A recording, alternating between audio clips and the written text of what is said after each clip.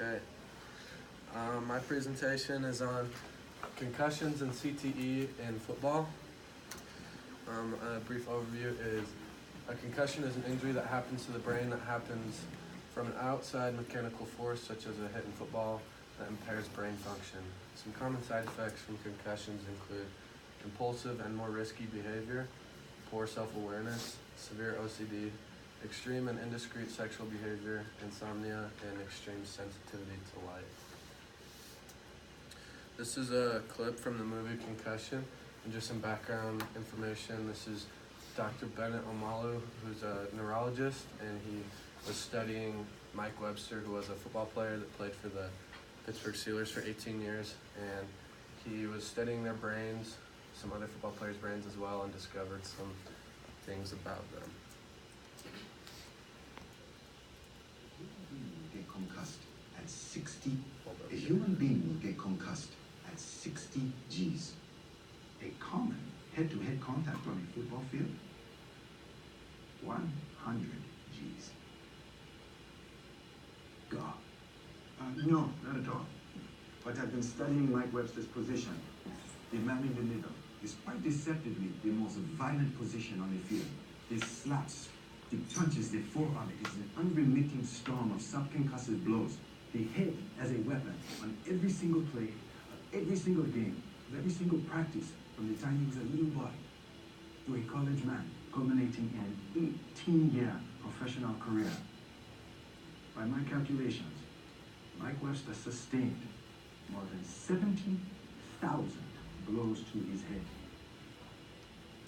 So, as you heard, he said most concussions come from 60 G-force, and an average football hit is about 100. And so, when he was studying this, he figured Mike Webster had about 70,000 of some sort concussions. So that's when he kind of diagnosed CTE, and one of the long-term consequences of repeated head injuries is the disease chronic traumatic encephalopathy, or CTE. The American Medical Society for Sports Medicine describes CTE as a neurodegenerative disease associated with repetitive brain trauma and characterized pathologically by the accumulation of protein in specific areas of the brain. This was discovered by Dr. Bennett Omalu when he was studying Mike Webster and other NFL players, their brains in their autopsies. CTE deteriorates the brain in a very similar way as Alzheimer's and injuries of war. It just kind of speeds up the process of your brain breaking down basically and driving you insane. So here's an example of some football hits that, these are definitely more crazy than just an average football hit, so you could probably infer that these are somewhere from 100 to 150 Gs.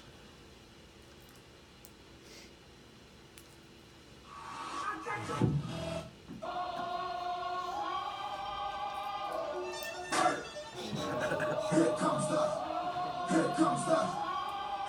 the, y'all don't really want it like, yeah. Here comes the, here comes the, here comes the, y'all don't really want it like, yeah. Here comes the, here comes the, here comes the, y'all don't really want it like, E-double-L.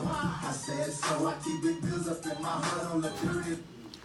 So those are just some examples of some hits in football that probably cause concussions or whatnot, probably more. So pros of playing football, the annual $8 billion revenue is for the NFL, and scholarships. A lot of kids that wouldn't have an opportunity to go to college could get scholarships. The FBS can award scholarships to 85 players per team, and that's for 128 teams. And the FCS, which is a lower division of football, there's 124 programs and can award 63 full scholarships. And some other benefits of football is too many kids are unable to handle the rigors of school, and they're easily overwhelmed and crumble when they do poorly in a class. And contact sports provide a nice balance since parents can't protect athletes from defeat and hardship. And athletes can also learn the give and take of working together and managing conflict. And research suggests that students who are better equipped than their non-athletic counterparts can handle criticism and stress better. Cons to the game. Concussions that can result in CTE and poor awareness of how many concussions players have had. The National Athletic Trainers Association reported that over 50% of high school athletes and 70% of collegiate athletes did not report concussions sustained during football because they were unaware of the symptoms that came from them. And this is a cartoon by Joe Dater from the New Yorker, and it's referring to the 2015 AFC Championship game when the Patriots deflated their balls lower than regulation level, and it's kind of showing that maybe players aren't as aware of their heads as the rules and regulations of the game, and that's causing them brain problems. There have been some rule changes to the game in the past couple of years. No player shall target and make forcible contact against an opponent with the crown or top of his helmet. This foul requires that there be at least one indicator of targeting. When in question, it's a foul. Prohibits crack blocks by a backfielder player who is in motion, even if he is not more than 2 yards outside the tackle when the ball is snapped. And if inside the 25-yard line and a fair catch is called, the team will receive the ball as if a touchback. So basically what these mean is you can't just, in the video that I showed, there's a lot of players on special teams, and that means you're catching a ball and a player has an opportunity to just sprint at you and hit you as hard as they can. So that's what some of these rules are prohibiting. In my opinion, some solutions would be keep improving the quality of helmets. Helmets have come a long way and becoming more concussion proof, and keep improving those, and add more rules to the game to prevent as intense hits to the head, and also have regular concussion tests to keep a better record of how many concussions players have had. Here are my sources.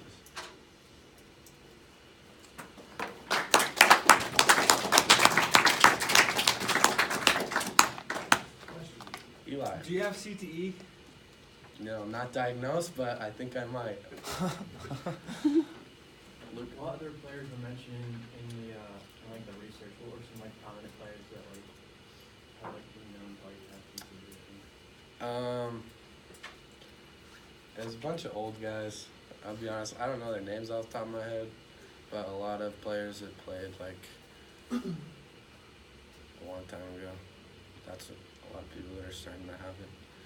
Zach? How long does it take for the effects of CTE to start to set in? It was about 10 years after Mike Webster left the league that he started to see the major effects. He started just basically go insane and couldn't remember anything, similar to Alzheimer's. It just speeds up the deterioration of the brain. Thank you. All right.